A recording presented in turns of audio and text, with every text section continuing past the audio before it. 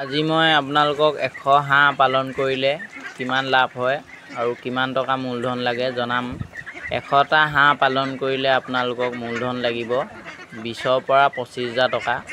প্ৰথমতে আপোনালোকৰ পোৱালি খৰচ আহিব আপোনালোকৰ এটা পোৱালি দাম যদি 55 টকা হয় তেতিয়াহ'লে আপোনাৰ 100টা পোৱালি দাম হ'ব 5,500 টকা। আমাৰ ইয়াত এটা পোৱালি দাম 55 টকা বৰ্তমান হৈ আছে আৰু দাম উঠা নমা হৈ থাকে। আমাৰ এতিয়া 55 টকা হৈ আছে। 55 টকা যদি এটা পোৱালি দাম হয় 100টা পোৱালি দাম হ'ব 5,500 টকা। তাৰপিছত আপোনালোকে দানা প্ৰথম এদিনীয়া পোৱালিক দানা খুৱাব লাগিব, প্ৰিষ্টাৰ্টাৰ দানা খুৱাব লাগিব। প্ৰিষ্টাৰ্টাৰ দানা আপোনালোকে প্ৰথমতে 100টা পোৱালি আনিলে মানে 1 বেগ প্ৰিষ্টাৰ্টাৰ দানা আনিব লাগিব। 1 বেগ প্ৰিষ্টাৰ্টাৰ দাম আমাৰ ইয়াত 2800 পৰা 2900 টকা দাম। আপোনালোকক মই ধৰি দিছোঁ 2800 টকা ধৰি দিছোঁ। তাৰপাছত আপোনালোকে সেয়া 15 দিনমান যাব সেই বেগটো, প্ৰিষ্টাৰ্টাৰ বেগটো। তাৰপাছত আপোনালোকে ব্ৰইলাৰ ষ্টাৰ্টাৰ ভাল কোৱালিটিৰ দানা আনিব লাগিব। তাৰপাছত আপোনালোকে ষ্টাৰ্টাৰ দানা আনিব লাগিব 4 বেগ। 4 বেগত আমাৰ ইয়াত ভাল কোৱালিটিটো 4 বেগত 1 বেগত আপোনালোকৰ 25 টকা লয়। 4 বেগত আপোনালোকৰ দাম হ'ব 10,000 টকা আৰু এইফালে প্ৰিষ্টাৰ্টাৰটো হৈ গ'ল 2800 টকা। টোটেল হৈ গ'ল 12,800 টকা। দানাত হৈ গ'ল 12,800 টকা। তাৰপিছত আপোনালোকক এমাহৰ পিছত আপোনালোকক ধান লাগিব, ধান দিব লাগিব মিলাই পিনি দানাৰ লগত। ধান আপোনালোকক লাগিব মেক্সিমাম 100 হাঁহে 2 কুইণ্টেল ধান খাব। 2 কুইণ্টেল ধানৰ দাম ধৰিছোঁ আপোনালোকৰ 4,000 টকা। তাৰপাছত আপোনালোকক লাগিব তুঁহগুৰি 1000 মান টকা খাব। তাৰপাছত আপোনালোকৰ ভাতটোতো ঘৰুৱাই হয়, সেইটো বাৰু হিচাপত নধৰোঁ। তুঁহগুৰি দানা আৰু ধান। তাৰপাছত আপোনালোকৰ পোৱালি খৰচটোতো ক'লোৱেই মই। তাৰপাছত আপোনালোকক লাগিব ভিটামিন আৰু মেডিচিন। ভিটামিন আৰু মেডিচিনত ধৰি দিছোঁ 1500 টকা। কাৰেণ্টৰ বিলত ধৰি দিছোঁ আপোনালোকৰ 500 টকামান কাৰেণ্টৰ বিলত লাগিব। এনেকৈ গোটেইখিনি এতিয়া অল টোটেল আপোনাক মই হিচাপটো কৈ দিছোঁ, মুখতে মই কৈ দিছোঁ, যিহেতু মই কেলকুলেটাৰ বা একো স্ক্ৰীণত দেখাই দিয়া নাই হিচাপটো। আপোনালোকৰ 12,800 টকা হৈ গ'ল দানাত।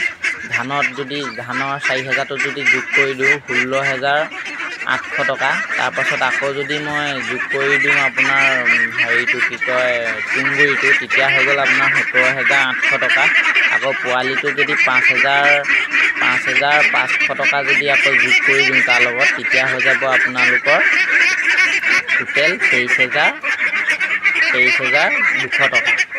23,200 টকা হৈ যাব তেতিয়া আপোনালোকৰ 17,800 লগত যদি 5,500 যোগ কৰি দিওঁ। মই ভুল হ'বও পাৰে, কেলকুলেটাৰ যিহেতু লোৱা নাই, ডাইৰেক্ট মুখত কৈ গৈছোঁ।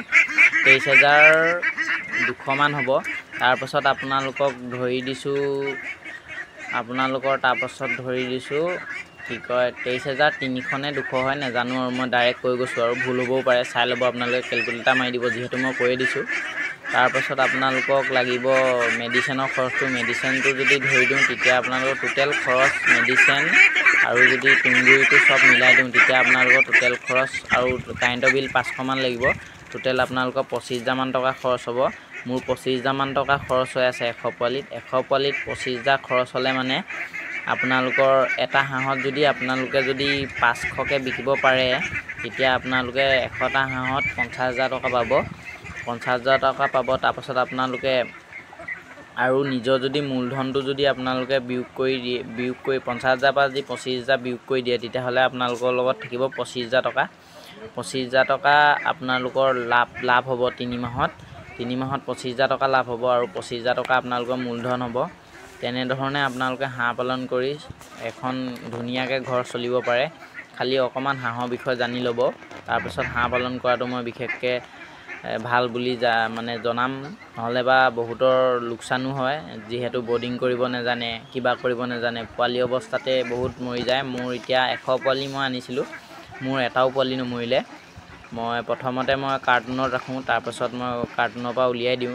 তেনেধৰণে আপোনালোকে তেনেধৰণে ঘৰতে এনেই বহি থকাতকৈ 25,000 ইনভেষ্ট কৰি পিনি 3 মাহতে আকৌ 25,000 এটা উলিয়াই ল'ব পাৰিব।